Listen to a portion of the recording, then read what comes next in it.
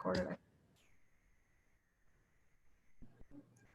Welcome to Rory's visitation. Thank you guys for joining us.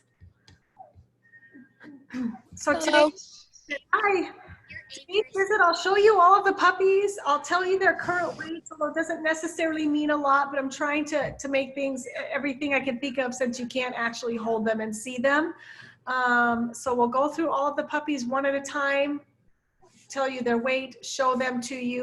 Just please know they're still pretty little, and there could be some fussing and vocalization. Kind of cool because you get to hear them. And then if you have any questions, of course, let me know. Then we're going to get puppies back to mama. I don't want them away from her for too long. And we're going to go through a slideshow talking about, hey, what's up and coming? What do you need to do to prepare? How's puppy selections going to work? What kind of food are they on? We're just going to cruise through some of that information, okay? Any questions before we get started?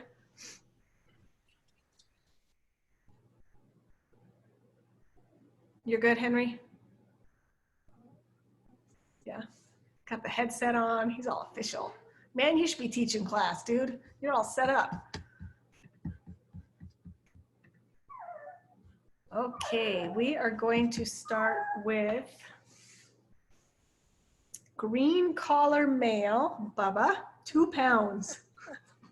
He's got a pretty curly little face and a runny nose. Here, let me help you, buddy. You're okay.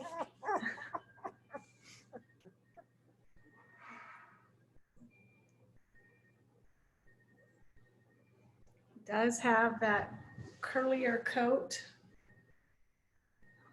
Probably be very poodle-like. So if you're looking for a more poodle coat, I'm gonna go to sleep. I'm getting growled at and everything over here. Okay, lime green. Ping pong, 1.7. He does have a sleeker coat right now. He may not look like a poodle. He could grow into a poodle coat. What we do know with F1B is that when they're curly now, that's a poodle coat. That's the one for sure thing I can tell you. These straight coated puppies could have a poodle coat, or they could look more like an F1. Doesn't necessarily mean shedding will be more or less. He's growling. What are you, oh, you're telling them all stories. Tell them all. Tell them the stories. Okay. Yeah. Okay. Well, there you go. You had lots to tell mom and dad. There we go. The thing about the F1Bs, the really super poodle coat, is people generally say they don't shed. Well, yes and no, just like you and I, if you are blow drying your hair, those of us girls especially, you're gonna lose your hair, right? The poodle coat traps in the fur that they do lose, and so you don't see it. But the con is that it doesn't make their coat matte easier. Your sleeker coated puppies, you may see some of the fur around the house. But they don't matte as easily. Okay, orange collar male, Lieutenant Dan, 1.7 pounds. He's got the curlier coat as well. He's sleeping, he's out.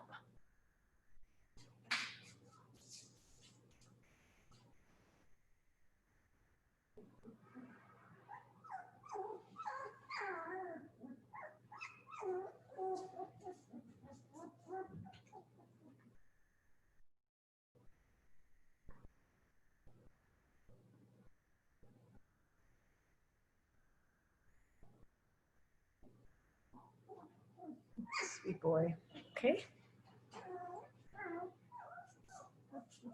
Pink collar female, Mrs. Gump, 1.9. Like your nose.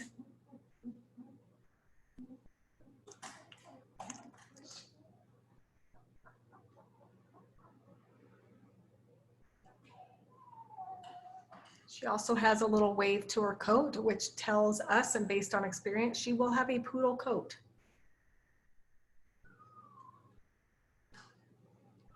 telling you now though, these black puppies, they are tough to photograph and record. So good luck with that. Yeah, tell them. Oh, sweet baby. Purple collar female chocolate, 1.5 pounds.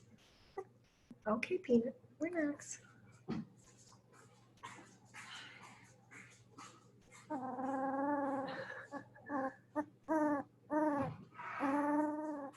Okay, she's got lots to say too.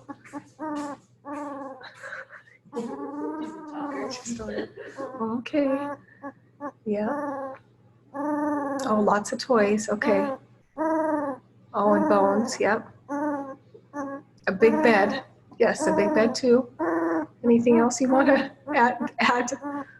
Tell Santa what you want. Yeah, a nice leash, okay. Purple, she wants purple. She's kind of partial to purple. All right, we got it. She's just going and going. Red collar female Jenny, 1.6, sleek coat puppy, real shiny sleek coat black. Is there anything you want to tell your family that you want to? Your sister had a huge long list.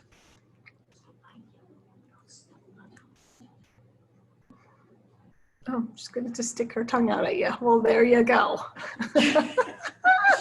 You have one that's very demanding and one that's just going to stick her tongue out at you. Good luck with that. Did I tell you her weight? 1.6? Okay. Oh, we got stories now. Yeah, you better tell them now.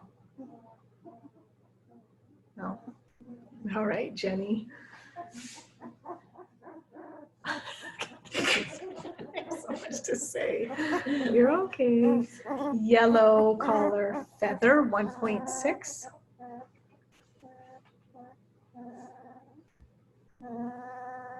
Okay, yeah. You're buzzing too. Okay.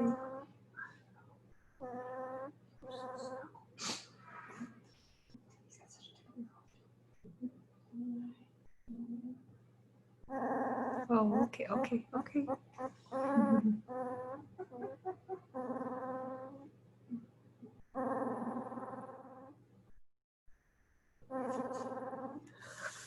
Cat burn. Okay, okay. Blue Forest, our special boy with a little bit of brown in his coat as well. He is at 1.5 pounds. We had that little scare with him. We worked diligently around the clock. We did have to do some tube feeding to catch him back up. At this point, we see nothing that is wrong, but of course he will be evaluated with the vet. And I hope you know I'm open and transparent. If we see any issues, I will let you know, but we don't anticipate. Unfortunately, sometimes puppies, they get behind really quickly, really easily. All it takes is missing a couple times at the boob and they just become weak, and then we have to catch him back up. So when he's sleeping, he's out. He's our baby. He's been handled a lot. And you know, tube feeding is uncomfortable, and he's been a champ through it all. And now are we supplementing still? We bottle twice a day, yeah. So he's still getting his bottle. His sister does too, doesn't she? Yeah. Purple? No wonder she's demanding. Had a big, huge list. Makes sense now.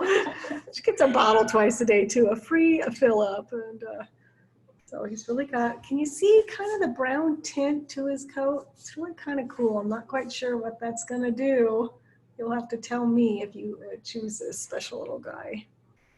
Forrest. Run, Forrest, run. He's just a chill guy, almost too chill. He wasn't feisty at the boob. Do we go through them all? Pink? Did you get pink? Yeah, we got pink. We got ping pong, Lieutenant Dan. Oh, we did. I think we went through them all. Yeah. Right? Yeah. Okay, awesome. So there's a look at your babies, and then we're going to run through we'll get them back to mama, and we're going to run through your slideshow and just kind of cover kind of what's next, what to expect, when should you be getting information from me. That's always the question is, when will the puppy evaluations come out? So we'll talk about that and what you're getting and some things to try to help you with selections as well. So let me get that started.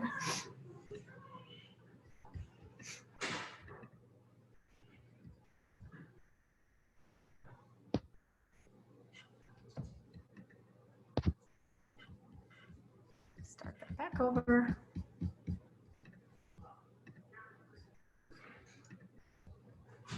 Okay, so go home preparations. What is coming up? What now? So I want to make sure everybody has access to the Flickr album. Are you guys getting those Flickr pictures? That's just kind of our journey of dumping a bunch of pictures in there for you.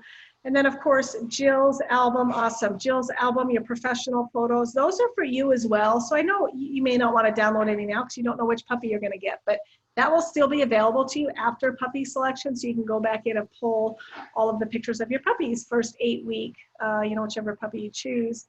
And you have rights to those pictures. Download them, share them, make a baby book, whatever you want to do. And then, so everybody has access to that. No one's having problems accessing that page? Okay, good. Now we had to change the website. We had people hacking in, being naughty. All right, so here's the timeline. There's still not a lot to do other than watch. Unfortunately, most of this journey for you is watching and enjoying. Curriculum begins or has begun. We haven't quite started yet with them. They're still a little too young. Right about 3 weeks old, you're going to start getting videos of their curriculum. I film about 2 to 3 minutes each time. So you don't get to see the whole thing because I need to be working with them as well, really working on startle recovery, making sure no one's having problems, whether they're getting too spun up or aroused and being a bully. We'll put them in timeout. It's like toddlers, they have to be taught and guided. Or if we're seeing any fear, reserved issues, we really work on empowering those puppies to believe in their own abilities to approach something. So on high approach, I want them to practice startle recovery. These are startle recovery. These are lifelong tools that they need in their toolkit per se that you and I can teach them.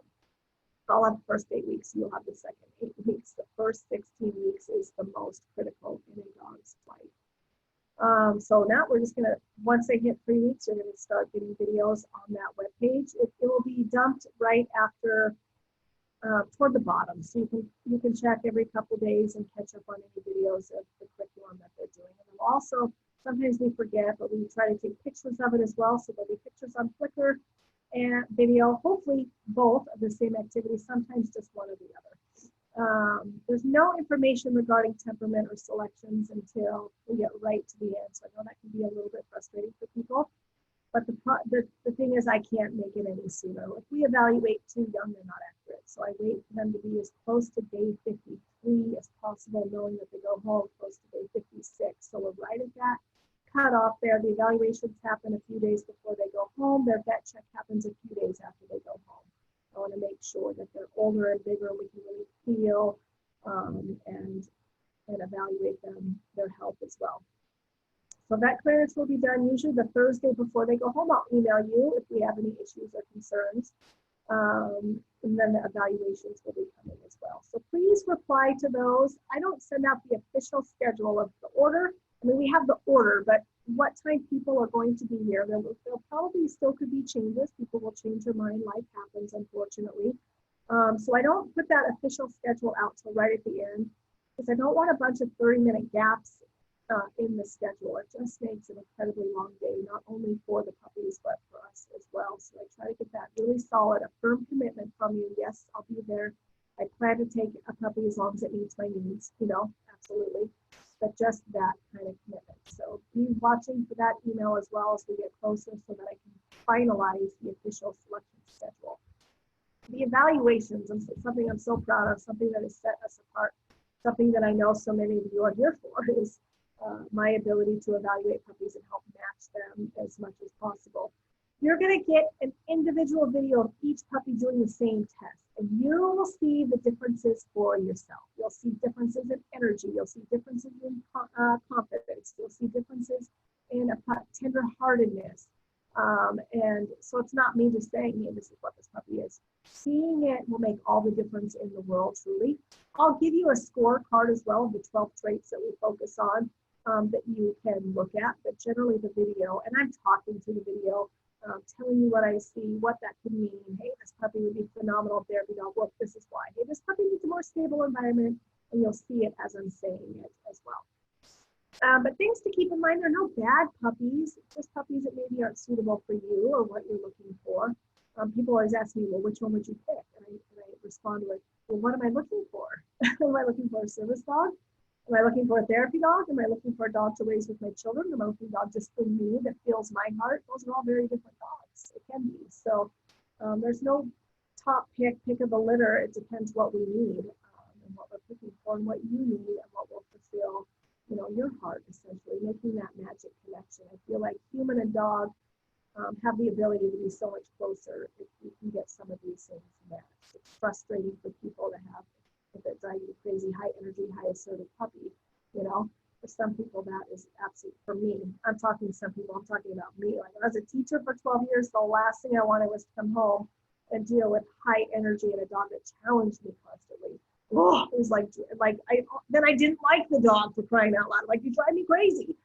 But for some people, that's exactly what they want. It fulfills them. It makes them happy. There's so much potential. They want to be training. And I'm like, not me. I want the cats, tender-hearted, submissive puppy. That's what makes me happy. Again, depending on what you need. There's also no perfect puppy. There'll be things that you'll need to work on, whether it's self-control, whether it's confidence, whether it's assertiveness, whether it's submissiveness. So just know, and I'm here to hash that out with you if you need to.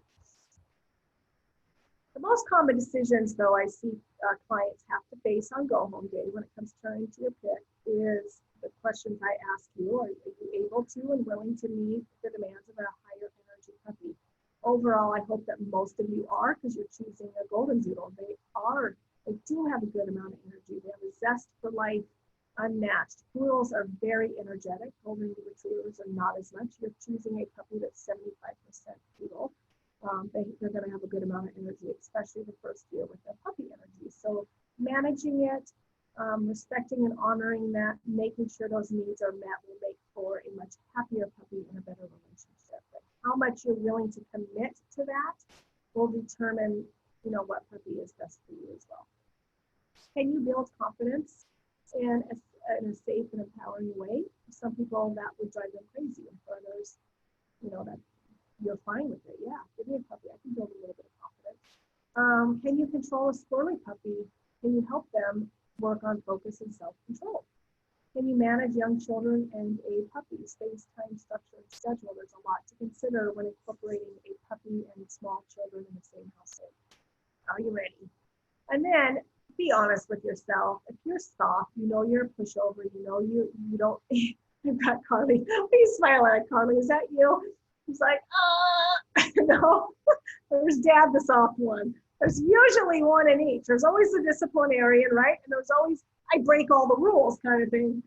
Even in my marriage, I'm the disciplinarian for the kids and the dogs, and the husband is the fun one. He lets them break all the rules. So, but be honest, if you're soft, you really want a firm puppy, that assertive, strong-willed puppy. And the flip side, I've got clients too that they're firm and they don't want a soft puppy. It drives them crazy. So really know what you want. And I know when you see the videos, even without understanding any of this, you'll see the puppy and you'll know that's my kind of puppy. That's what I love. And so I think the videos will put everything together. Always have a few favorites though, especially if you're further down on the list. So it's not quite so difficult on home day. On the puppy page, I made a video, but it's not loading. But you should all know where the puppy page is, right? And then on the prepare to take my puppy home, you're going to start finagling and playing around in here because I've got lots of information, things to start thinking about. So I just want to throw some of them out to start thinking before puppy comes home. The food we have them on is Life's Abundance. I don't care if you want to switch their food. I'm not a food snob. And what works for one puppy is not going to work for another. There may be puppies in this litter that can't really be on Life's Abundance long term. They start to show signs of intolerance. It's common in doodles. It's really common in poodles. So this intolerance and sensitivity to foods, you just have to be prepared that that could be your puppy. We don't always see it by 8 weeks old. We've got firm poop, everything's great, but as they start getting vaccines and the stress of change and the deworming and so much going on, Some of that you just got to hold tight. So I do ask, no matter what, you make a commitment to the food they're on for 9 weeks. So order 9 weeks worth. After that, fine, switch them. If you do, though, I want you to think in nines. We're committed for 9 weeks because we're going through a lot of stress. We're going through medications. We're going through several vaccines, 1 with me and 2 with you. Like, let's not overwhelm the system here. Then I want you to do 9 days to switch them. So we're thinking about nines with food. 9 weeks always. Anytime you switch a food, you should give it 9 weeks. And then it should take 9 days to switch them. The first 3 days will be 75% Life's Abundance and then 25% on the new food. The next 3 days will be 50-50. The last 3 days will be 25% LA, 75% the new food. So a nice slow transition. If at any time your puppy does get an upset stomach or have some diarrhea, number one is very common, don't panic. They put everything in their mouth and their immune system is not strong like an adult yet. So it just causes upset tummies. If it's kind of loose or liquidy, put them on a rice and either chicken or burger, boil it, rinse it, mixture, white rice. And there'll be stuff information in your puppy packet too. So I feel like you have to remember all of this. All this information will be on that puppy page and or in your puppy packet. So, and then we add a little bit of pumpkin to it too. They're on that now, and it just helps with fiber and gut health. It's a bland diet. It's easy to digest. So if stools go back to normal, then you can slowly start putting kibble back in their diet and see how they go. True Companion health insurance, I think, can be really important for doodle owners. I'm going to set you up with 30 days for free. So 80% of your what you pay at the vet is covered for most things. So many things happen even with the first month. They eat something stupid, they get diarrhea, they're vomiting, normal puppy stuff. If you have that 30 days for free, they'll help take care of that. Then longer down the road, they will cover a lot of, not 100%, no insurance does, but it's really reasonable. Hereditary conditions. There are things that I can't breed out of a dog. It's not genetic. You know, our dogs are health tested. It's hereditary. It's because you bought a poodle. There's nothing else I can do. It's because you bought a golden doodle, you know, like it's just par for course, just like we have common health issues. So that's super helpful. And then congenital conditions too. Hopefully there won't be any. And of course, my contract, there's things that we cover as well. But having health insurance can be super beneficial. I don't want you to make decisions yet. I want you to think about it. It's nothing you have to do. I think it's one of those things you're kind of damned if you do, damned if you don't. You pay for it and don't really use it. Or you didn't get it and you're like, dang it, I wish I really would have had it. But in the first year overall, I will say, you know, I've told my clients several times, they were super happy they did it in the first year at the least because of the spay, the vaccines, all the normal puppy silliness, eating a sock, eating a rock, no worry about, you know, how I'm going to pay for this now. So I know, sorry to be kind of a bummer, but unfortunately, dogs do silly things. Baxter and Bella, I vetted this company for a really long time. I don't recommend things easily. I will try them for 6 months to a year, food and supplements before I recommend them. I want to see the difference before I recommend it. Like I take that seriously. This company I've been vetting and even met with the owners on a Zoom call and spoke with them for over 2 hours. I am really impressed overall with this company, with their philosophy and the way that they're really helping people with new puppies be able to communicate correctly and have a respectful relationship. Like, do you want a trainer 24/7 at your fingertips? I do. I wish I would have had that. You can go on and watch countless videos. You're like, this dang dog keeps biting me. What would Amy do? Like, go Google. She's got pictures, or not Google, but in her website, videos, several videos, tons of handouts. You can read it. You can watch it. You're still having problems, Amy? Contact her. Can we meet on Zoom, please? I'm having a really hard time with this. She does live videos. It's her full-time job. She's constantly pushing content, helping you. Anything you could possibly think of. Potty training, kennel training, leash walking. Now, do we differ in some philosophies? Absolutely. We kind of hashed through that. But overall, these are good people doing the right thing to help humans and dogs communicate effectively. I love prong collars. That's not her favorite thing. So always with any trainer, the one thing I do love, the one thing no matter what trainer you have, please don't do a positive only trainer. That's not real life. All you're doing is training your dog to be the boss, so that you will give them a treat no matter what, and there's no consequences for being naughty. It does not work. It will work initially, but when they become adolescents and adult dogs and they know you've been completely a pushover, you've lost all respect, and people always have to go back and fix positive training, always. Unless you have a super submissive dog that naturally wants to be a follower and it's not going to push boundaries anyway, well then of course anything would work, right? Because they're naturally easy puppies. So just please don't do positive only. Here's the down and dirty about Baxter and Bella. You do have to buy it, of course. It's a one-time fee though for lifetime membership, and you get everything they possibly put out you can have, plus any kind of live phone consultations with her. You just have to schedule. I got us a coupon. I'm pretty impressed. I spent a lot of time looking at all of their content. Like, is this worth it? Like, am I really getting? And then when I priced out like PetSmart training and stuff, and it's like 100, 150, you get this for $178 with my coupon for the lifetime of your pet. Unlimited access to everything she does.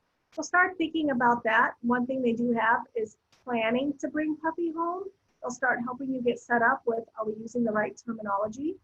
Is Henry going to allow the dog on the bed, but then dad says no, or on the couch? Like, all of your family has to have the same rules for your puppy. One person in the family can't do one thing and then someone else say you can't do that. That's not fair to the puppy. So decide as a family, what are the rules going to be? Where's your puppy going to sleep? Is it going to sleep in a kennel? Who's going to pick up the puppy poop? What are you going to call the kennel? Do you know the difference between down and off? Can anybody tell me? Do you? So is someone in your family going to tell when the dog's jumping on you? Someone's going to say down, down. Someone else is going to say no. Someone else is going to say off. Can you see how confusing that could be for a dog? They don't know English.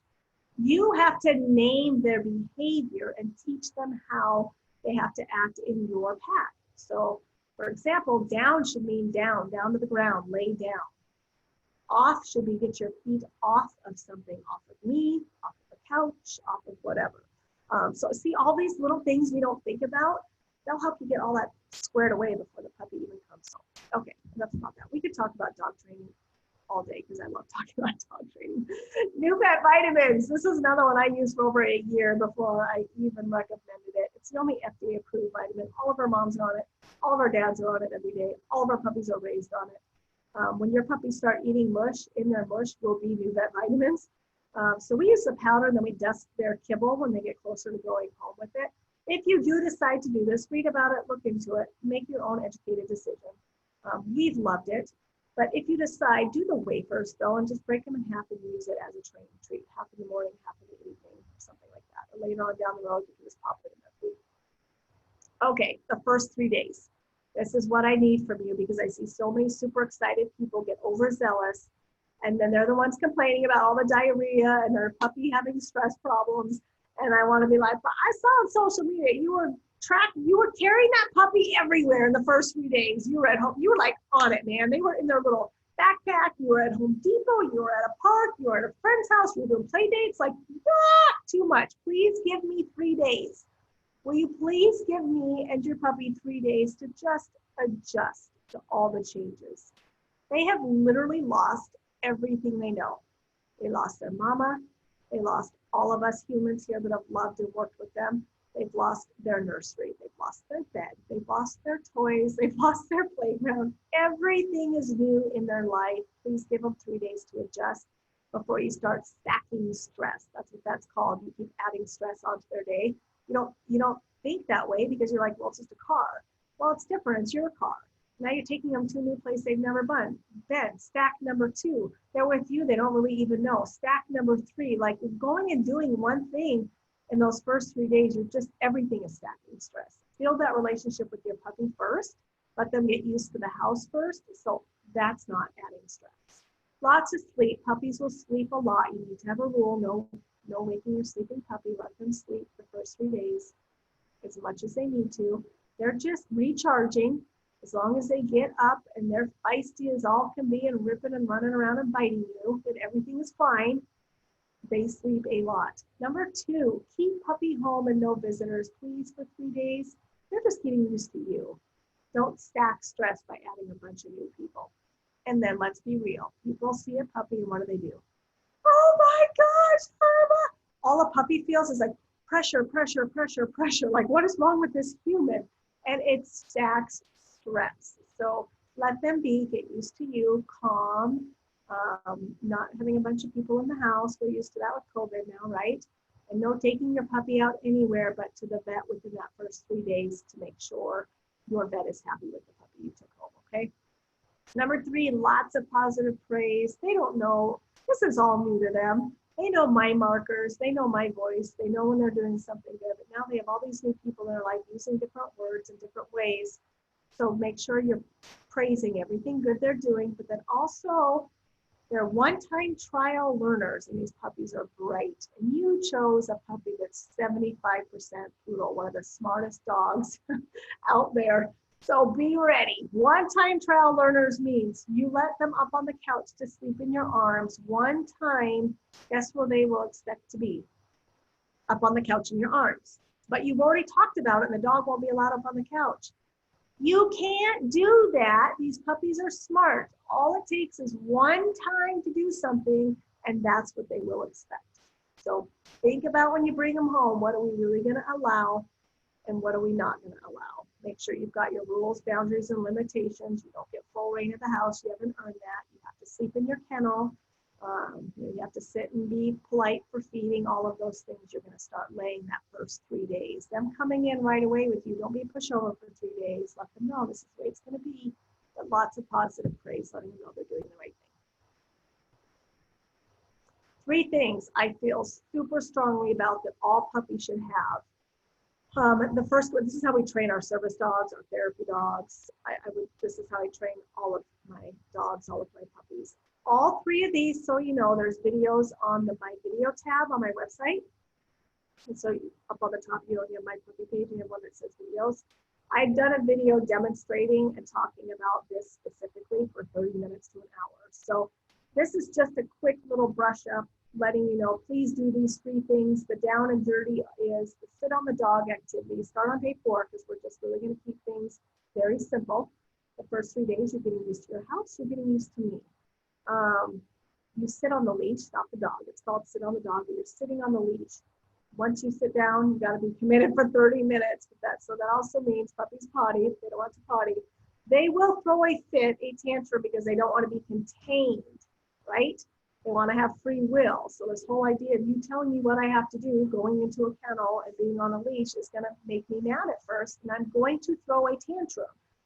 This is where you have to win these battles, you guys. You cannot let them go because all you're teaching them is, Mama gets frustrated after I cry and throw a fit for 15 minutes. Like they're going to have that in their mind, and then you're training them, throw a fit for 15 minutes, and I will let you out of the kennel. Throw a fit for 5 minutes, and I'm going to let you off of the sit on the dog activity. So you're going to wait for 30 minutes. With that, there are a few things I don't allow. They can throw a fit, they can scream, they can alligator roll all day long. I just ignore them. Because what happens is they're going to pull the leash out all the way they can, trying to get out, right? That's putting pressure on them.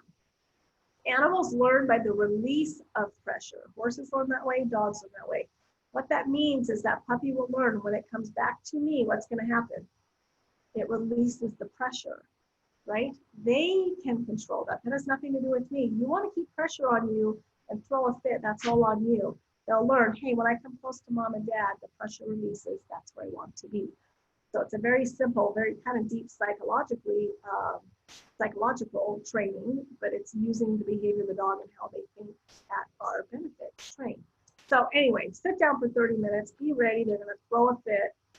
They can keep that pressure on them the whole 30 minutes. I don't care, because they'll learn over time to release the pressure. What they cannot do is chew on the leash. I'll give it a quick snap correction. It has to be uncomfortable enough that they think, I'm not going to put my teeth on that leash again. It kind of bit me. It was uncomfortable. I will not allow them chewing on my chair or the table legs, but I also know they're a puppy. So I'll provide something for them appropriate to chew on during that time right now. why they're still teething and mouthing everything so much. My goal, your goal, is that anytime in the future you can sit down anywhere with anything going on and your dog will automatically go in a long down stay. You will be a superstar. Everybody will be like, oh, I wish my dog would do that. Like people are running around, things are happening, dogs are going by, and your dog is in a long down stay next to you. You'd be like, yeah, check me out. I am a badass. That's right. That's my goal for you. Now, you've got to set your dog up for success, though. You're going to master the house, and everybody in your house is going to do the sit on the dog. So the dog knows I have to behave for mom and dad and the children if they're old enough to sit for 30 minutes. Okay, and they're not fully vaccinated, but we're going to master the idea. They're going to know when mom or anybody sits down, I have to go into a long down stay. Now, you don't go from the house to then the pet store and try to sit down in a bench. You can't do that. You can't do that with a young child either. You can't expect them not to touch anything in the candy store, right? You have to work them up to that. So many people complain, my dog sits and listens to me when home, but we go out the front door and whoop, like they don't know anything. Did you train them under those distractions? You know what their answer is? Well, no, I taught them in the house. Dogs are situational. Sitting in the house is different than sitting outside of the house. It's different from sitting in the dog store, which is sitting outside of Yogurtland, sitting at my friend's house. You have to train all of those things. It's called proofing. You have to proof all of those situations, all those environments. Over time, like once you've done it enough, it will get to a point that my dog knows no matter where I take them and I sit down, they're just going to do a long down stay. So this isn't like a lifelong commitment, but it's a first year commitment. As much proofing as you can do, teaching them and guiding them, the better behaved your puppy will be. But you have to have that frame of mind, like I have to actually train this. I just can't take my puppy over to my friend's house and expect them to behave. They don't know. They're going to act like a puppy. And if that's not correct, then you need to have them on a leash and help guide them. What's the correct emotional response? With that, before I forget, the same thing, I cannot stress this enough. People train their dogs to be excited. And then they get frustrated. My dog's out of control. My dog is crazy. My dog is excited. Okay, well, what do you do when you go to feed your dog and there's excitement? Well, I hurry up and feed them. Okay, but you just rewarded them for that behavior. They get so crazy. I get the leash out and they go crazy and they pull me down the street. Okay, so what did you do? Well, I took them on a walk. Well, you absolutely just rewarded the crazy. Feeding, people coming over. My dog jumps on everybody and is crazy. Okay, well, what did you do? Well, people pet him. Okay, well, you just rewarded the crazy. Here's what you need to think about doing. People coming over is one thing. We can train through that. But when you start taking your puppy out in public, please actually don't let people pet them. I want my puppy, and I think that most people want their puppy too, if you do. If you want the out of control crazy puppy, that's fine. But if you want some self-control and focus, I want my dogs to be neutral to people and neutral to dogs. Can you imagine if they just ignored people and other dogs, how much happier they would be too? There's no excitement and there's no fear. So when I start taking dogs out, this is how we train our service dogs too, they don't get to meet new people and they don't get to meet other dogs because then I'm rewarding, then they're going to start getting excited. Hey, the walk ends up being meeting lots of people and getting love and affection. The walk ends up being meeting dogs and getting to play. No, the walk is you and I are focused on a very quiet, respectful relationship, and you can ignore other distractions. So that's kind of my philosophy. I just wanted to share that as well, as it's not difficult to have a dog that's not crazy. The problem is we don't realize that we're actually rewarding it. If you go to feed them and they get excited, because they're going to be excited about getting food in your house, don't put the food down. Stand there and wait. And when their butt hits the ground, they're going to be frustrated at first. Like, what do you want? Put it down. And they're going to spin in circles. They may bark at you. That's a really sassy puppy. Be aware. Like, they're trying to control me, telling me what to do. That will probably be red. Was it red, Jenny? No, purple. Purple had a lot to say, right? That won't be her. Please don't label her. I have no idea yet. Please don't write that down. So puppies learn that they can control and manipulate you. They're not dumb. And if it means you'll get to it faster because they're barking and excited and then it's actually rewarded, then that's what they'll continue to do. So I'll just stand there, quiet as can be, and wait. I have a video. If you want to watch it or haven't watched it, email me and remind me. teaching a puppy calm, focused behavior when eating. Stand there and wait. The minute their butt hits the ground, now you name it and reward it. My marker is yes, and I put the food down right away. They learn very quickly and to be sitting and quiet to get their food. The same thing with the leash. Why are you taking them out even outside when they're crazy because you put a leash on them? Put the leash on them. They start getting crazy, I'm just going to stand there. I'm not going to move forward. You continue to be crazy, I'll take the leash off, right? So spending that time to train and truly teach your dog how you want them to behave is so important. And I know because I've been guilty of it, I just think like, oh, my dog got all vaccinated, I'm taking him out on a walk. But I never actually trained them how to walk, how to behave on a leash, and what correct emotional responses need to be. You can't bark at other dogs. You can't bark at other people. Like, anyway, you've got to form and shape that. So spend the time to do that. Hand feeding is a great way to create a bond. Start on day 4. We use their food for their training treats. You have to start with low pay. It's like a minimum wage employee. Like you get your kibble as your training treat. So I use food time as a time to train, even if it's calm focus, sitting and waiting for your food. Puppy just work for their food, right? Nothing in life is for free. So starting that immediately is really helpful in having that relationship with your puppy where it's a give and take. And that really ultimately everything comes from you based on how they behave or what you ask of them. So use their food as the training treats. No training treats yet, especially with sensitive tummies too. You start giving them all these different treats, they get diarrhea. Well, which one was it? You don't know. I'd say as long as possible, pay minimum wage. If that's for all 8 weeks, pay with their kibble. You will need to, when you start adding more distance, duration, distraction, the 3 Ds of training, you're gonna need something higher value. So then you can move into chicken, hot dogs, whatever. The exception to that is there's a few games I'm gonna want you to teach your puppy. It's a game to them, but it's life-saving. And that's gonna be the treat game and the puppy recall. Those are the only times your puppy should get anything other than kibble. I've got information in the packet for that. All right, tether training, closer to 16 weeks, hooked to your side. Again, take the time to teach your puppy tether training and not just expect that they shouldn't be pulling on you. I have my food in a fanny pack on one side, they're on the other, and I'm just rewarding. I just start literally by walking back and forth in the front room, rewarding them for looking, rewarding them for staying right next to me, not pulling, rewarding them from automatic sit. When I sit, I say it, I name it, I reward it. That's all I do initially. Over time, that puppy, that dog can now be tethered to you. Then over time, think about what you have. You have a dog that knows how to behave on a leash, and anytime you sit down, regardless where you are, they'll go into a long down stay.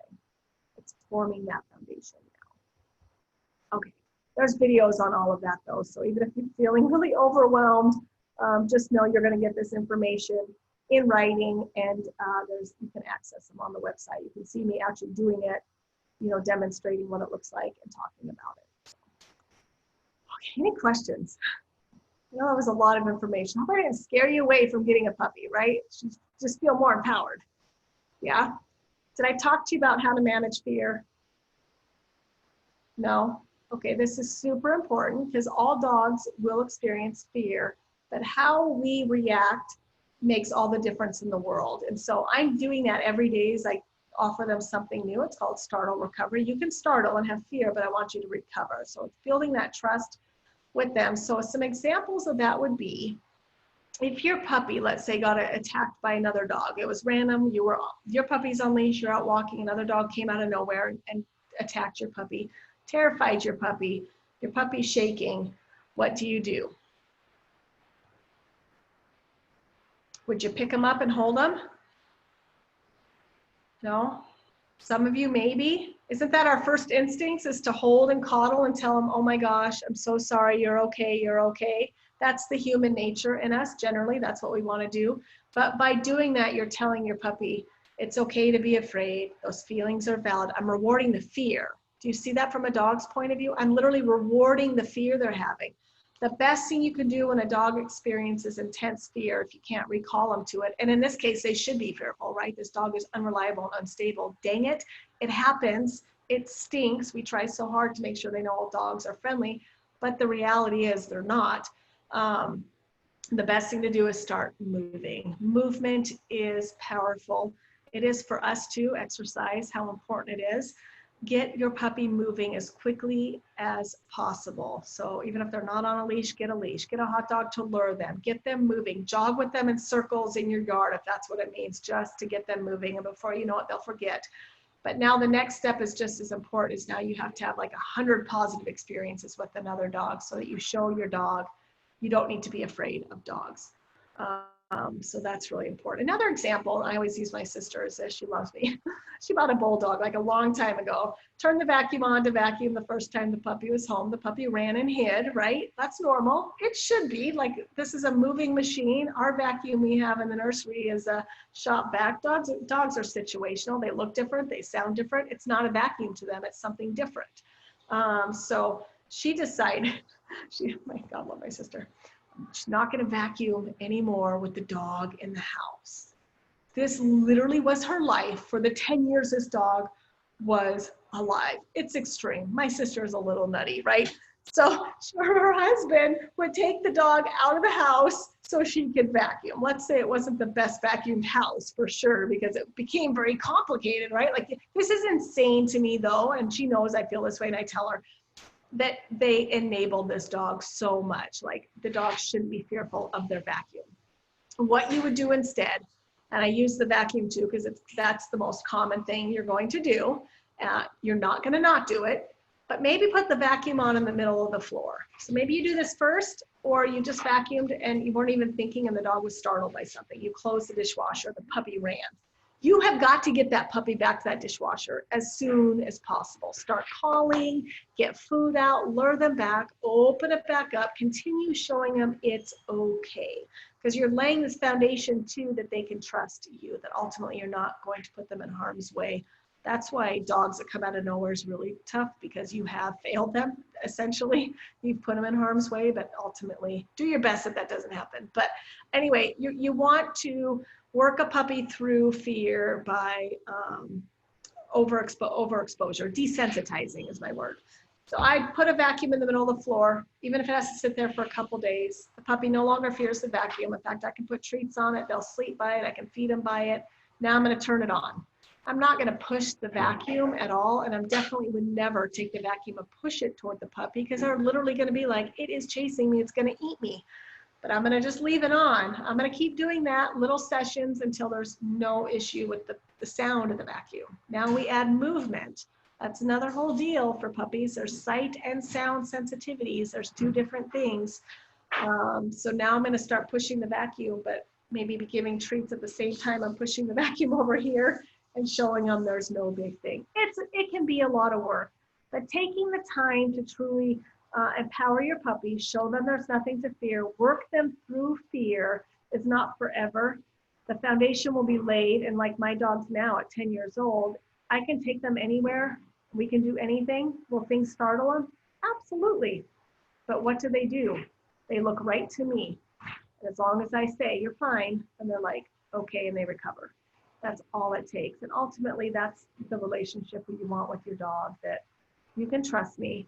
I'm not going to guide you into a dangerous place, and building that mutual respect with each other. And it creates this really special bond, true. By doing the hand feeding, the sit on the dog, the tether training, empowering and not enabling, handling fear correctly, will create a bond with your dog like maybe you've never even experienced before. Truly is amazing.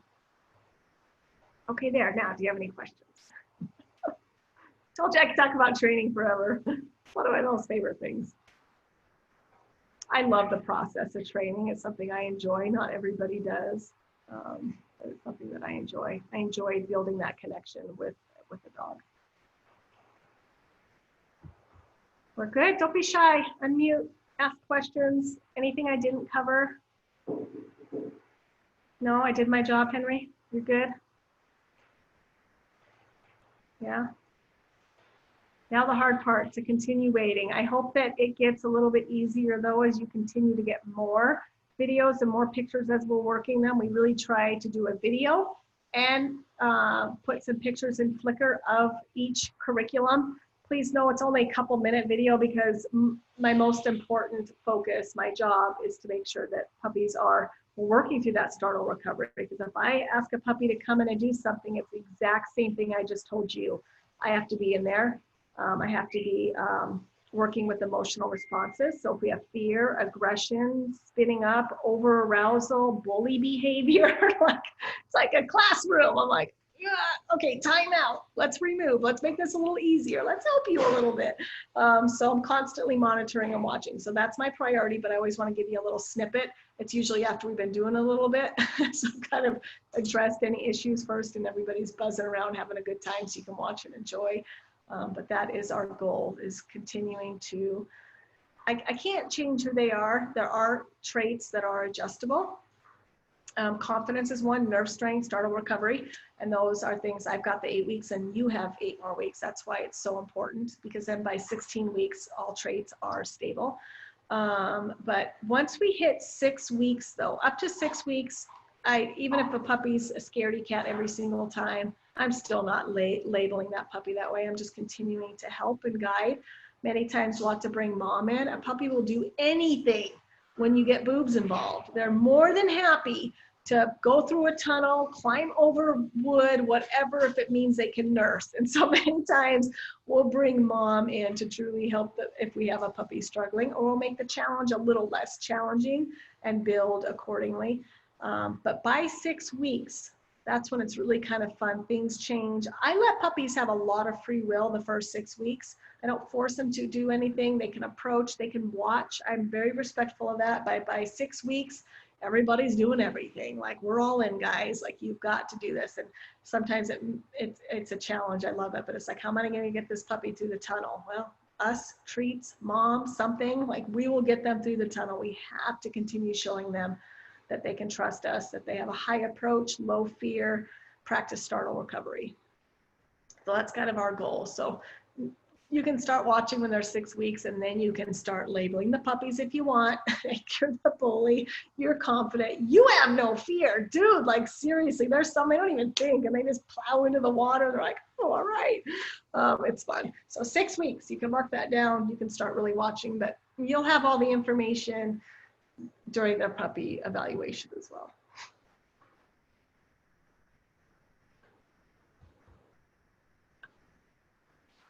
The list could still move. I'm just trying to think of common questions since you guys are quiet. Keep watching the website. If anybody's on the wait list, when they officially move to the list, we will email you directly and just let you know, hey, congrats, you've made the list. Are you still in? Like, commitment or not to be on the list and take up an actual puppy spot. So everybody can plan accordingly. We do our best to do that. I have a question. Can you hear me okay? Okay. We live in Wisconsin and we have a golden doodle that is 7, and she was just diagnosed with Lyme's disease, and it's really prevalent here. Okay. With having the puppy, we do plan to be outside quite a bit. What week age do they have to be before they can get like flea and tick and that kind of stuff? So, great question. You're not going to like my answer. We don't deal, I'm born and raised in Montana, so I know the hassle of it and the fear. But in Nevada, we don't have fleas or ticks. So I don't ever have to administer anything. So I am not the person to ask that question to. I don't have the knowledge. You know, I haven't been administering it and seen. I will say, talk to your vet and find out what they think is best. My only thing is I just ask, we've seen some dogs have some issues with having too many medications at once, just like our kids, and that you may have to, even if it's 3 weeks in a row of a visit, to do, okay, let's do our 5-way, let's do the Lyme, their leposporitis, isn't there a lepo shot? I don't remember what they all are. We live right next to our vet, and she's been really good with our other golden doodle, but they're just so bad the last few years that I don't want to be outside and miss a tick, especially when it's going to have such dark hair. It's probably going to be hard to see them. Yeah. But we've had her, and she's been outside pretty much since we've gotten her, since she was a puppy, because we have a lot of land for her to run around on and stuff. But yeah, so she's always gotten it, but we didn't get it, I don't think, when she was a puppy. I can't really remember. So I'll just ask my vet then. They'll be the best. They'll know in that Okay. area what's working, what's not working. They'll know too what medications they're seeing more reactions to and death to, and they're really good generally about then trying something else. They know better than anybody. Okay. Sorry. We're so lucky. The heat's terrible though, so the heat here is terrible. Pros and cons to everything, right? All right, guys. Well, if you think of something, of course, email me. Sam and I are on email a lot, her more than me because I'm working the puppies and buzzing around, but we're there to help you. If you think of anything else, let me know. But for now, just enjoy the journey, enjoy watching them. I do apologize. They're all going to look the same. I'll try to remember to put ribbon on them, especially so we can see it when they're working. Because even then I'm like, oh, who's doing that? And you'll see me flipping and looking for collars too. But sometimes when it's difficult, and I anticipate with this one as well, because they will look so similar. And the black is really difficult to record and video. And take pictures. So you may see ribbons that we'll quick tie on them before they go into their schoolwork so we can all see. So you may see that. Trying to think of anything else. I think that's all. But if there's anything else, let me know. Have a great weekend. Thank you for all of your support with our little Forrest. I hope we're over the hump. I hope that's all it was, but we are keeping a super close eye on him. He's getting the bottle twice a day. We're still weighing him twice a day. And of course, his little sister is too, because they're just tiny or small. So make sure that they stay caught up. But we're really hopeful we're past whatever was going on and things are better. So, but if anything changes, I'll let you know, of course. Okay. All right. Have a good weekend. Bye, you guys.